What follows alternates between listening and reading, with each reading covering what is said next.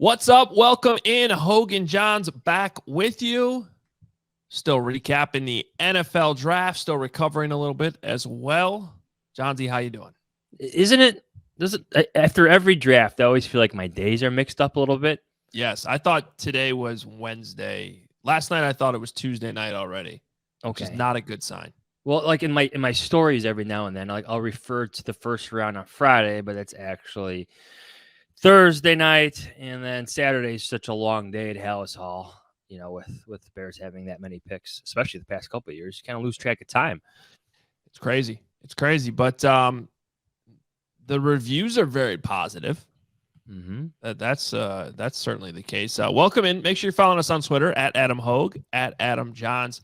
Of course, you can follow all of the Athletics coverage at theathletic.com/Hoge Jahns. You can follow CHGO at allchgo.com, and plenty of coverage up there on the CHGO YouTube channel as well, including some tape breakdowns on all these picks.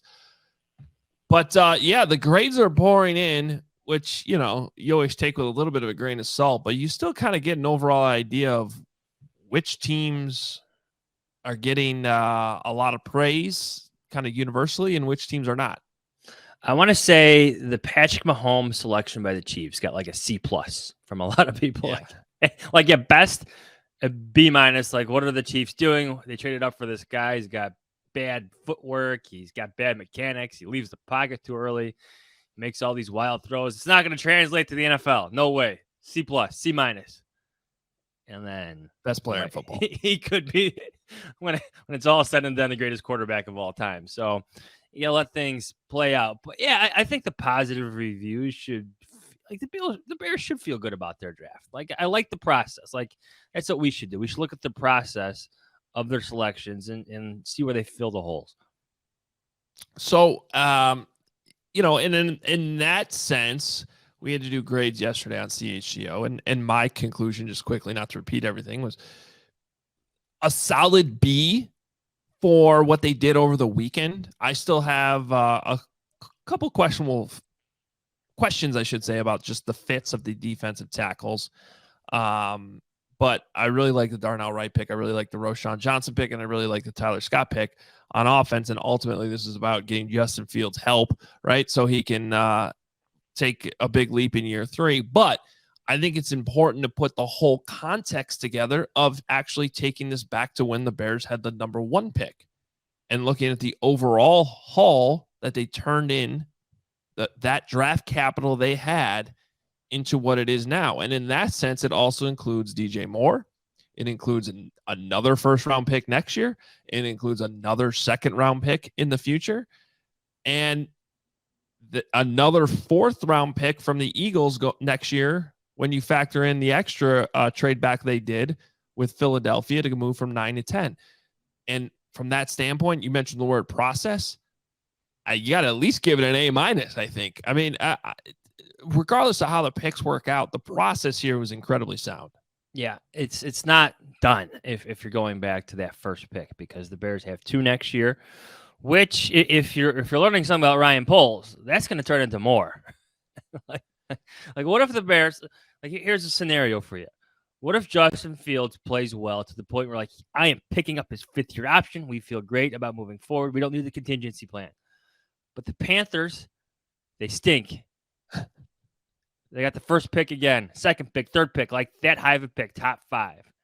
And if you don't get Marvin Harrison Jr., if you don't like one of the offensive tackles that are there or the best pass rusher, do you trade back? I mean, if all things come to fruition in a positive fashion for the Bears, I mean, at best, what are you looking at? 18th, 20th pick for them? I was going to say, unfortunately, I have a feeling that both of those picks are going to be in the teens. Or you think the Panthers are going to be better than I do? I think that's going to be a top 10 pick. Well, here's the thing. They had the 9th overall pick. Let's not forget, it's not like they were the worst team in football. They actually chugged along and were kind of feisty late in the season. They ended up with the 9th overall pick. And now I think they're better. They have a way better quarterback, in my opinion, even though he's a rookie. What I will give you is that the division stinks. That too, which is probably why they were able to plug along and still get some wins late in the year. But Yeah. I would be shocked if that's a top 5 pick. I don't think that they're going to be horrible.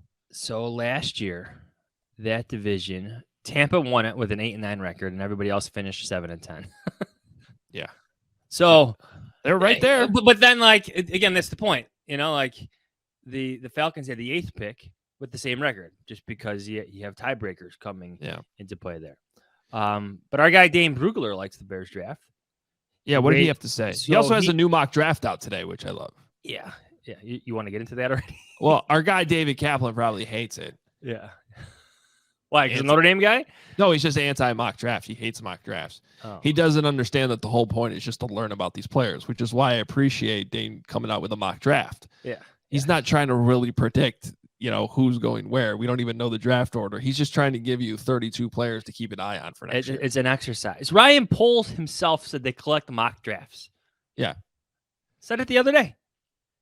They collect them because you just try to get a gauge for interest in where players are. And you know what? Teams do monitor media reports, what's said, what's projected, because sometimes that sourcing is quite good. Just saying. All right, Dane rated the Bears with the 5th best overall draft. What a hater. Yeah, 5th best. So they trailed the Eagles at 1, Colts at 2. Colts had, 13, 14 picks? Just looking at this. I mean, wow. A lot of picks. Texans at 3. It's the C.J. Stroud, Will Anderson combo 2-3. Seahawks at 4. Devin Witherspoon, 5th overall pick. And you got the Bears at number 5. His favorite pick, Tyler Scott. Darnell Wright is a plug-and-play right tackle and will help stabilize the offensive line. The 2 defensive tackles Chicago took on day 2 also will pay immediate dividends. But my favorite Bears pick was Scott, whom I ranked as a top 50 player. Former high school option running back, he transitioned to wide receiver for the Bearcats and took a big jump on his 2022 tape. Scott has 4.3 speed, surprising ball skills, and could take over the Darnell Mooney role in the future. Let's get to that a little bit later. Favorite day 3 pick who could surprise? Roschon Johnson, running back, Texas. One of the cleanest prospects in the draft. Johnson has A-plus character, passing down skills, and core special teams value. And oh yeah, he's pretty good with the ball in his hands. Highly recruited as a quarterback out of high school, Johnson was a do-everything player behind Bijan Robertson, but he would have started 80% of the – let's try this again. But he would have started at 80% of other FBS programs. Yeah. I'm not going to give his full 32 away, but – certain team up north is number 6. The Vikings. Not the Vikings. I think they're way down there. I think the Vikings are way down there. Right as we got going this morning, they apparently reached a new deal with Jordan Love. So instead of picking up the 5th-year option, they're just doing a 1-year extension. I haven't seen the terms of it, but I'm guessing it's significantly less than what the 5th-year option would have been. Yeah, but I wonder if it at least gives – I would have to think it at least gives him the opportunity to earn what would be in that 5th-year option if things go well.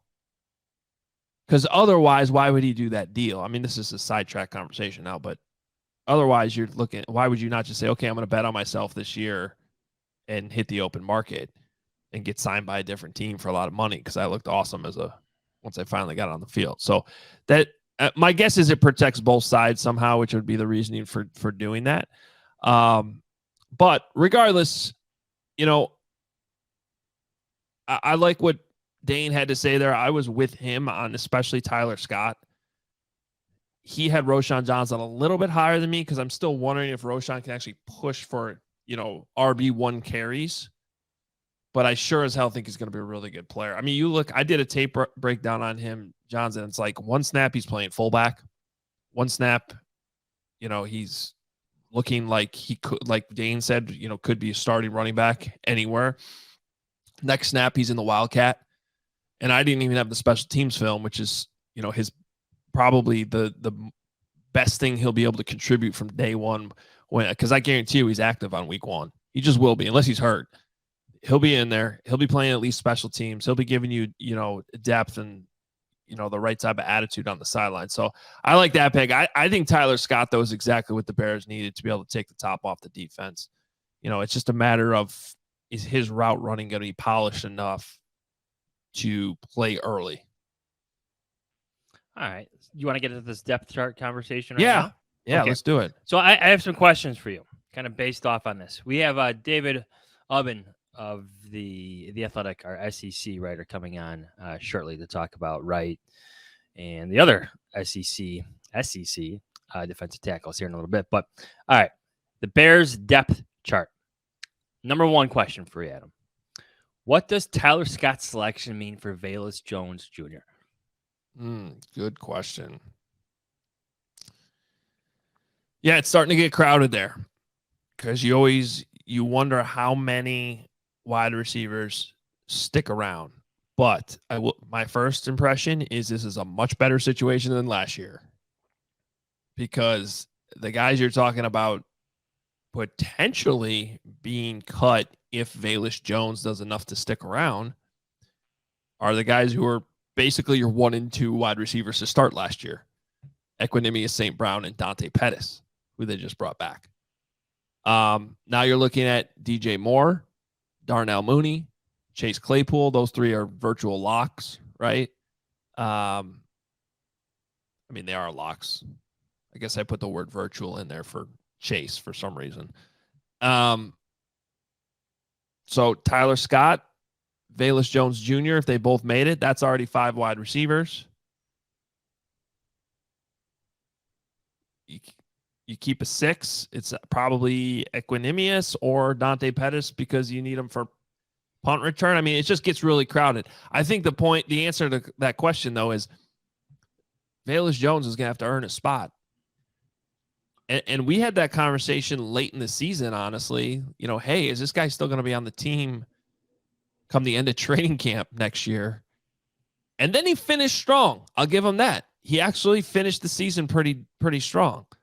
So if he can build on that, like I still think he's going to make the team, but that would mean one of the other veterans is gone. I think if he impresses as your kick returner, as your punt returner, especially in the competition against Dante Pettis, then he gets that roster spot. Because he's got to prove he can catch punts. Yeah, well, that's the the most important part, is it not? But those struggles go back to college, so that might just be something he can't do. Yeah, he can't run with the ball if you don't have the ball. Yeah. All right, so part 2 of this question. What does it mean? What does Tyler Scott's selection mean for Darnell Mooney, as Dane mentioned, and Chase Claypool? Yeah, I don't think it means much in the short term. But obviously you're asking that question because both are entering the final year of their current deals. I could still see Mooney extended, but is he, like, my first reaction when Scott was selected is like, oh, that's another smaller guy that's fast. The Bears already have Darnell Mooney. What does this mean? Yeah, I think they're a little different, though. I think Mooney came in already as a much better route runner. Scott's more of a take the top off the defense. He's a little bit faster on the top end, I think. But yeah, it's interesting. I just think these are the positions you want to be in, right? Like we got a young, exciting wide receiver that we felt could have gone a lot earlier in the draft that we can work in spots. And, you know, depending on what happens with our starters, if we have to let one of them go at the end of the year, you know, if you develop Tyler Scott properly, then you can make that type of move. I mean, this is what smart organizations are doing, kind of working a year ahead with developmental players. I think it means only one of them gets an extension. Before the season or after the season? No, after, just in general, whenever. Yeah, I'd probably put my money on that right now, too. I think Chase Claypool had to earn that already. I think Darnell Mooney has done enough to really become one of the Bears guys in terms of the hits principle. I know that's probably over talked about, but you get what I'm getting at. Like, he's won over Ryan Poles. He's won over Matt Eberflus. I don't think it's going to be a massive extension. But I also think they want Chase Claypool because he's a different receiver than everybody else. He's busier. He's bigger. Yeah. He can box guys out. He can do different things. They like that blend of different receivers. But in terms of the bigger picture, the long term, I think only one guy gets an extension. All right, what else on the depth Number chart? 3, what does Roschon Johnson's selection mean for Khalil Herbert?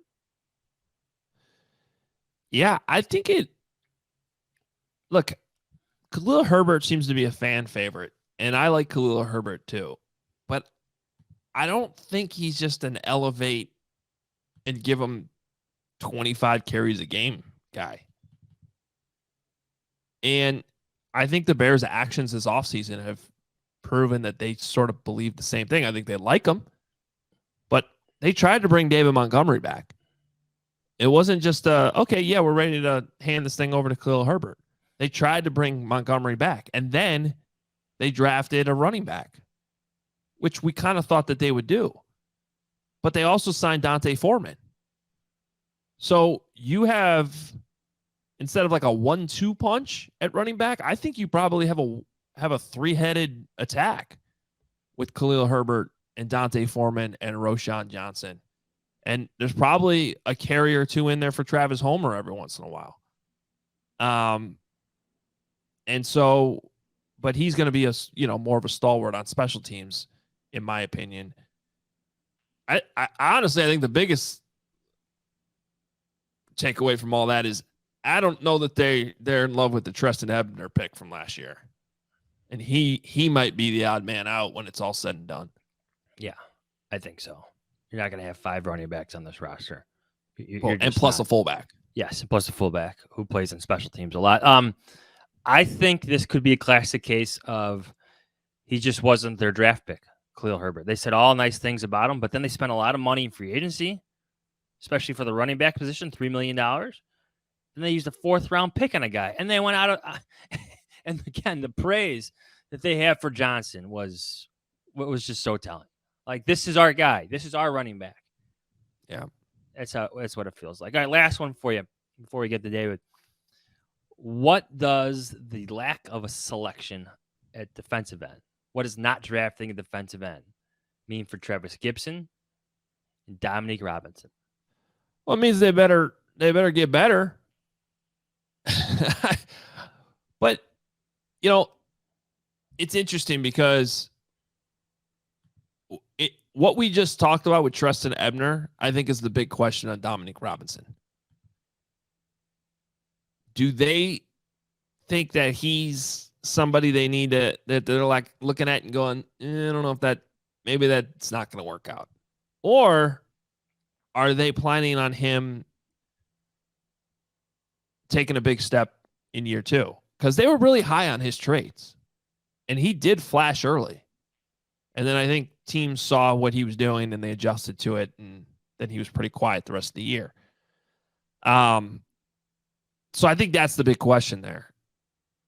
And I don't know that we have the answer just based on the moves that have been made. I think we'll probably get a better idea of how they feel about Dominique Robinson based on how many additions are made here in, this 3rd or 4th wave of free agency we're in. Now you're talking, because now the comp pick formula is not affected. So you can actually spend a little bit more money on some of these free agents that kind of sit out to this point where, they kind of pick and choose their spots. Yeah. It'll be interesting.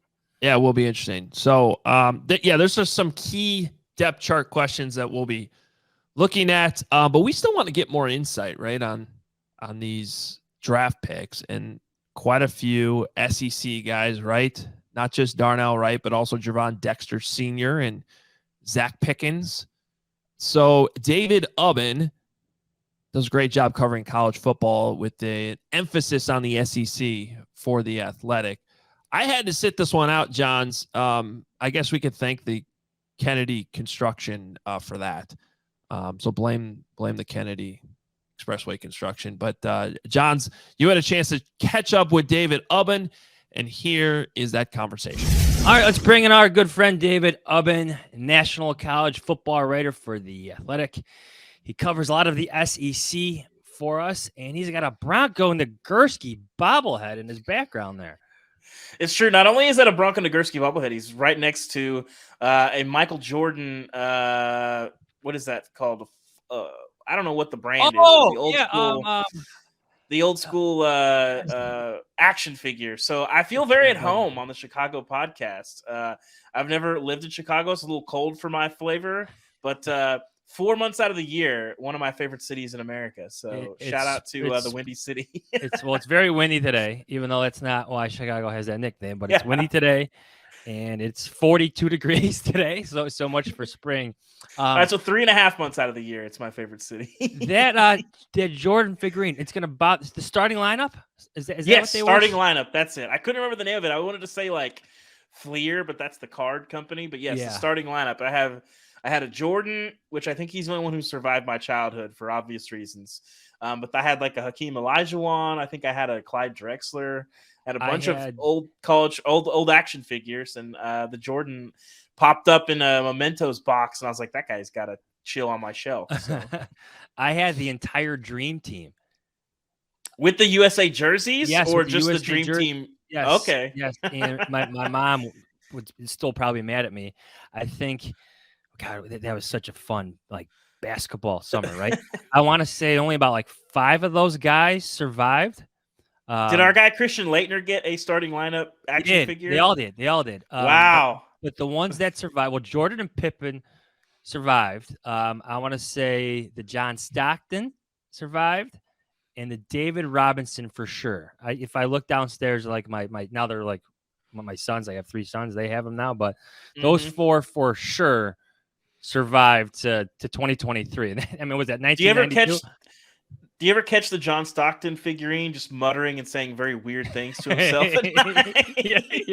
Yeah. I see him. He's pulling on the Jordan jersey from behind for every now and then. You just got to watch Stockton.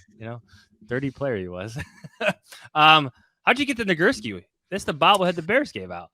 Yes. So the last 2 years, as part of my duties as Football Writers Association of America leadership, was part of the Nagurski Award presentation and actually gave it out this year. And so when you sort of come do their big event in Charlotte, they have a gift bag, and one of the years was a Nagurski bobblehead, and I like bobbleheads, and it's truly a piece of college football lore, a nice little memento. So I got to sit with the Nagurski family actually at the award ceremony, I think. Well, one of the 2 years, and it was pretty fun. It's living, breathing history of the game, and they had all kind of great stories about their dad and grandpa, and it was cool. It was a fun night. Isn't there a Bronco Nagurski story about him running into the wall at Wrigley Field and leaving as the lore would go, the tall tales, right? Like Paul Bunyan left a dent in the wall. Well, this year I had to do a little speech at the podium. And so I was kind of looking back, and I had to write a thing for the event program as well. So I was reading some old Sports Illustrated stories about Bronco Nagurski and the SI vault. There's some doozies in there, man. There's some doozies. Old school Sports Illustrated, man. That's the 50s and 60s Sports Illustrated, and writing about Bronco Nagurski is quite a marriage. Yeah, we should bring that style writing back. Build these guys I'm into it. Superheroes. I'm into it. All you need is a little bit more alcohol and cigarettes in the press box, and you'll be on your way. There you go. But thank you. You're not here to talk about Bronco Nagurski. Be sure to follow David at David Ubben. That's 2 B's, UBBEN. He has a great piece from a little bit ago, looking at which colleges actually turn their 5-star prospects into actual NFL draft picks. And I think the number 1 school will surprise you. I'm not going to give it away, so go please check that out. Enough Bronco Nagurski. You're here to talk about Darnell Wright. So you follow Tennessee season a bit, big turnaround. Mm-hmm. So where did Darnell Wright, the 10th overall pick now for the Bears, fit in all that? Well, he's really an interesting guy. So before I was doing national stuff for The Athletic, I was covering Tennessee. So Darnell, I think it was interesting that the Bears, all 3 of the guys that we're talking about in these first few rounds were all 5-star prospects. And that obviously starts with Darnell Wright, who, he was a very last, signing day ad for Tennessee, pretty much a day 1 starter, kind of his first couple years, kind of in and out of the lineup. They didn't like love him, you'd hear like sloppy body kind of stuff. You'd hear that kind of thing.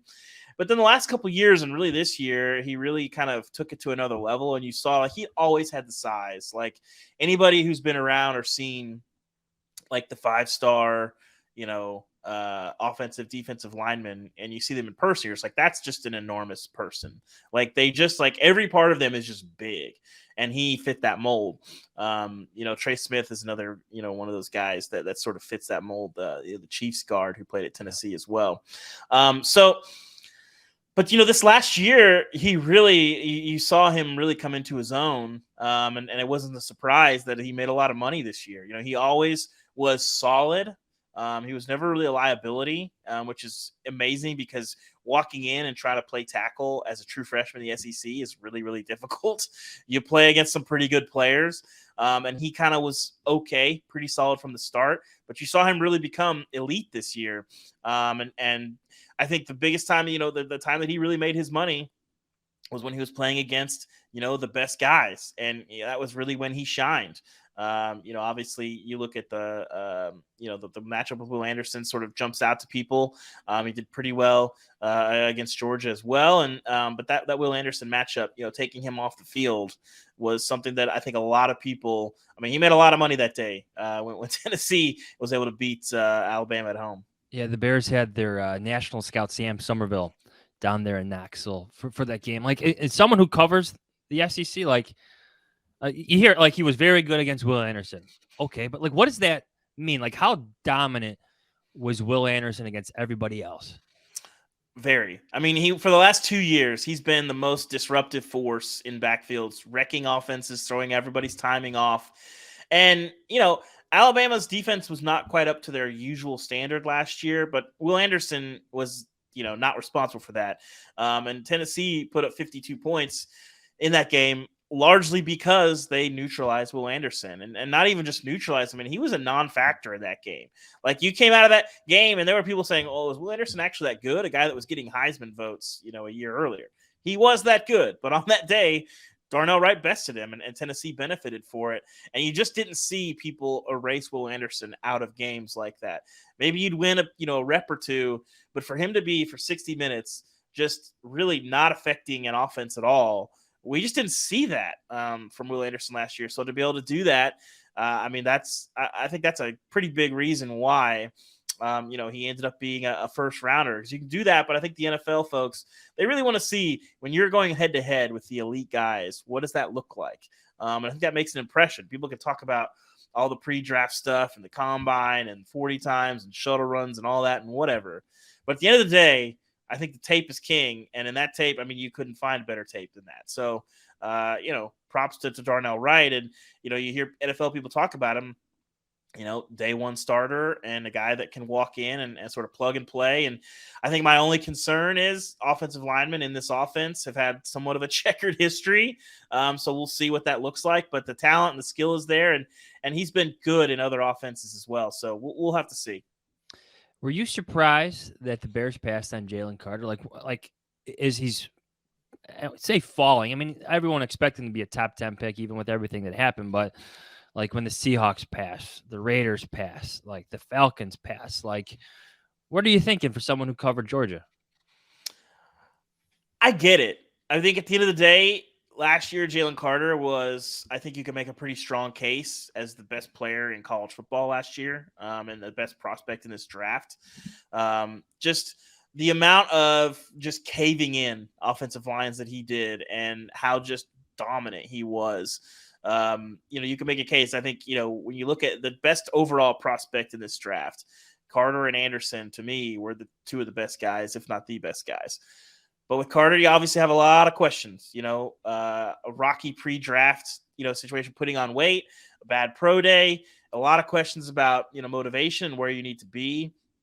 You heard that a lot throughout the process.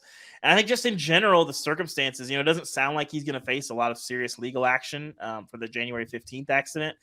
But just in general, the events of the evening, like if you're that close to an accident like that kills people, and you sort of leave and then come back and you're sort of, being generous with the truth, that makes people nervous. And if you want to talk about character concerns, that bothers me a lot more than a lot of other things. I think with, I think, to me, just as a human being, right? If you see an accident like that and one of your teammates, it's a very serious accident, the car gets busted up, people get thrown from the car, and you leave the scene because you're trying to preserve your future rather than, try and, where people are looking for your friend's body like that. To me, like you hear that, you're just kind of like, man, beyond all the legal implications, I'm just like, man, that's not great. And so you add all those things up. I get people's hesitation with the Jalen Carter piece of this whole situation. So not that surprised that they passed on him. I think there's just so many things off the field that make you nervous with him, even when the tape and obviously the talent is off the charts. And, last year, for as dominant as that Georgia defense was, I had multiple SEC coaches tell me they thought Jalen Carter was the best player on the defense last year that still had Nakobe Dean and Jordan Davis and all those guys, and he was still kind of young and didn't play a ton of snaps. They still thought he was the best guy on that defense, and that's high praise. I have this story up on the Athletic today, kind of detailing all the work the Bears did on Darnell Wright, and part of it was like this crazy workout they put him through. Like on campus, they're like 3 hours. They had him doing up downs and like board work, and there's like a conditioning test. And then like the entire time they're telling us this. Like Ryan Poles is telling us all about this. Like Jalen Carter had a really bad pro day, right, where he couldn't finish his own pro day. Like I kept thinking about that as Josh Heupel is telling us he's never seen anything like this before at Tennessee in his coaching history, with the Bears putting Darnell Wright through that workout. So I don't know. I kept thinking about that pro day that Jalen Carter had. Kind of like a big side story of this draft is like all the Georgia guys that the Eagles just see. Like when in doubt, I've heard of worse. I've heard of worse draft strategies. I got to say. So this defense that was like the best defense college football seen in a decade and possibly more. Let's just get as many guys from that defense as possible. That to me strikes me as a pretty good strategy. I'm just saying. Yeah. What do you think of Nolan Smith? Maybe as an edge rusher.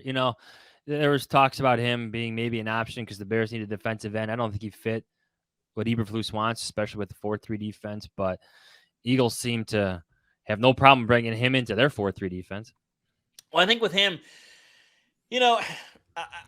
I don't have access to his medicals. Anytime you draft somebody that might not be fully healthy, you kind of wonder, and him missing a lot of time with the shoulder injury late in the year, is less than ideal.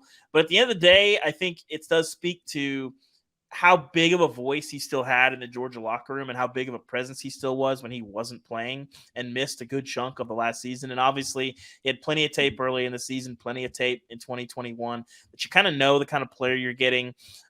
You'd like to have assurances that the shoulder stuff is not going to be a recurring deal. But I think for me, it was really, as you covered Georgia late in the season and, the Tennessee game that they played, the SEC championship, the playoff games and the national title, he was everywhere and guys really responded to him. And, he had a lot to say in locker rooms and was still such a huge presence on that team when, a lot of guys, you suffer a season-ending injury and you're a pretty, promising prospect, and Nolan Smith, another 5-star guy, obviously.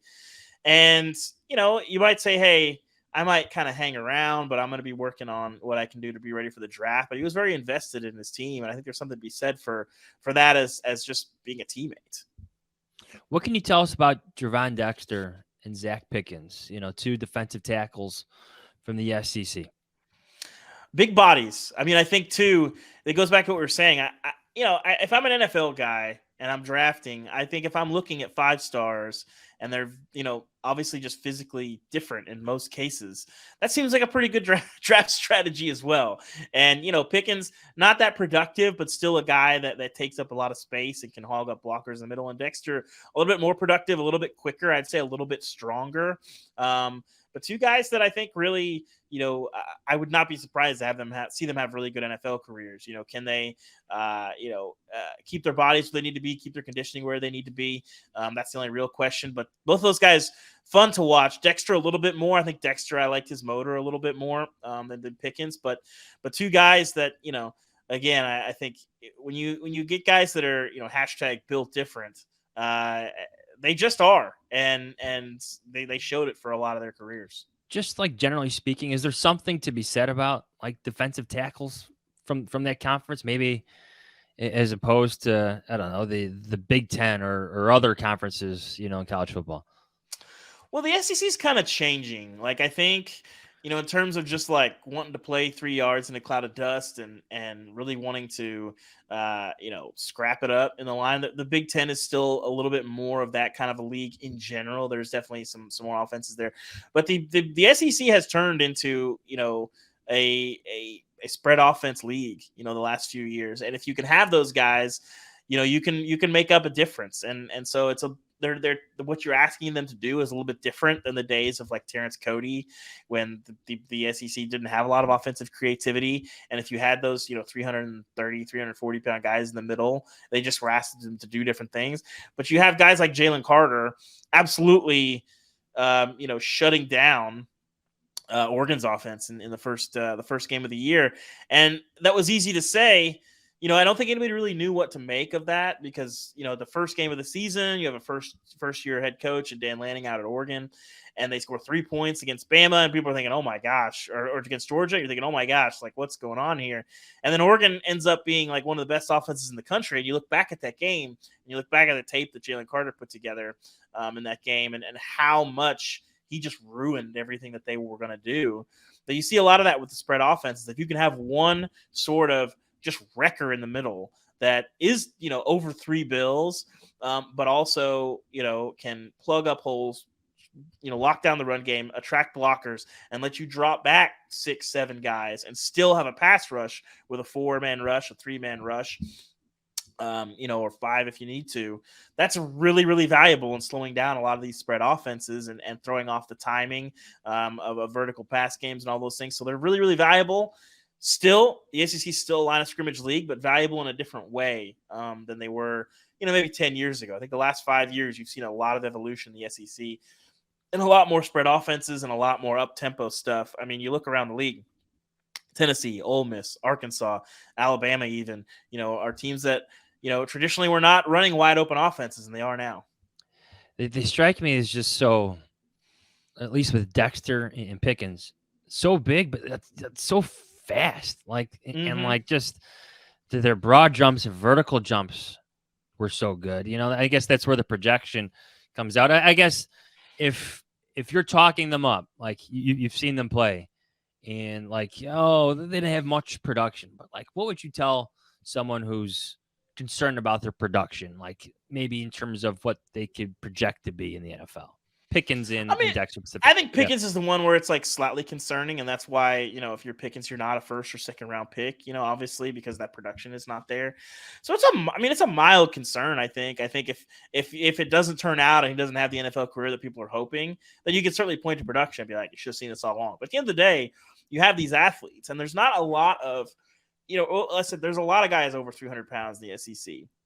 There's not a lot of guys that are over 300 pounds that can move in the same way that Dexter can move, that Pickens has shown an ability to move as well. And then obviously Jalen Carter, a little bit more of an end kind of tackle combo, but still a guy that just absolutely collapses lines. And so those guys are really, really rare. And those are the guys that are the 5-star recruits that end up getting drafted, even if, they don't have the production that Jalen Carter had, or that Will Anderson had, or the 10 tackles for loss or whatever. If you're big and pushing 3 bills and can still move like that, NFL teams want you. It's sort of the same concept as like Anthony Richardson, right? The production was not there, but you see he's big, he's fast, he has a big arm. Well, we can fix the things that didn't produce production for him on the field. Maybe you're right, maybe you're not right. I think we'll see. Time will tell. David, great stuff. Thank you very much. I'll let you go back to your Bronco Nagurski bobblehead. Thanks, man. Be sure to follow David at David Ubben. That's UBBEN. Thanks, David. Hey, by now you probably know our next partner, and it's a really cool product. Let's talk about Athletic Greens. If you're looking to get better gut health, more energy, or a stronger immune system in a really easy, natural way, you've got to check out Athletic Greens. I'm sure you'll agree that most of us are not huge fans of having to take a bunch of pills or vitamins in the morning. But with Athletic Greens, you can get rid of all of those extra vitamin bottles and finally make some room in your cabinet. Athletic Greens is an all-in-one solution, and you'll really enjoy getting your daily vitamins. So what is this stuff? With 1 scoop of Athletic Greens, you're absorbing 75 high-quality vitamins, minerals, whole food source superfoods, probiotics, and adaptogens to help you start your day right. The special blend of ingredients supports your gut health, your nervous system, your immune system, your energy, recovery, focus, and aging. All of those things. Right now is the time to reclaim your health and arm your immune system with convenient daily nutrition, especially as we head into the flu and cold season. It's just 1 scoop and a cup of water every day. That's it. No need for a million different pills and supplements to look out for your health. And to make it easy, Athletic Greens is going to give you a free 1-year supply of immune-supporting vitamin D and 5 free travel packs with your first purchase. All you have to do is visit athleticgreens.com/Adams. Again, that is athleticgreens.com/Adams, plural, to take ownership over your health and pick up the ultimate daily nutritional insurance.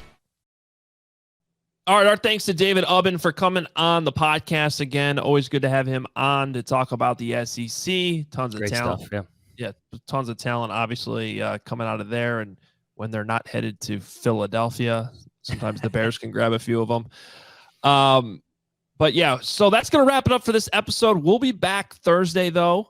Rookie mini camp is on deck coming up this weekend. We still have to kind of get into some of these undrafted free agent signings and talk about some of those key guys and just sort of what's on tap for the weekend as the rookies arrive at Hallis Hall and get thrown into the fire. Just for 2 days. Yeah. Used to be 3. Now it's 2. 3. I want to see how it plays out. In the past, they've had like more tryout guys than actual draft picks, guys under contract. So we'll see what this weekend holds at Hallis Hall. All right, that's going to do it for us today. Appreciate everybody watching, listening. Please hit that subscribe button. Please rate and review the podcast. Hit the like button as well. We'll be back Thursday. Talk to you then. See ya.